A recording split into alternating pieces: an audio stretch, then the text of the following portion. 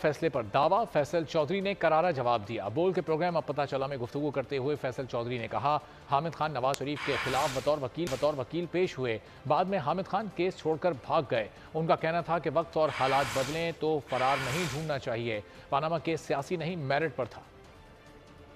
अब ये कहते हैं कि नवाज शरीफ साहब की नाअहली का फैसला तो बहुत पहले हो चुका था। जजेस तो सिर्फ इस्तेमाल हुए हैं, खोसा साहब, एजाज अफजल साहब, अजमत शेख साहब और गुलजार साहब और ये सब जजेस, एजाजुल हसन साहब, ये तो इस्तेमाल हुए हैं। फैसला तो कहीं और हो गया था पहले कि इनको नाअहल करना है। तो इस पर क्या कहते हैं आप? देखिए, ये अफसोसनाक है कि हामिद खान को ये नहीं कहना चाहिए। हामिद खान नवाज शरीफ के खिलाफ बतौर वकील पेश हुए थे, बाद में ये भाग गए थे। इनकी वजह से वो मीडिया के ऊपर जो ये प्रिपरेशन के ऊपर था, जब तक कि इनके ऑफिस में बैठ के केस की तैयारी होती रही, पूरा जो है वो किया गया।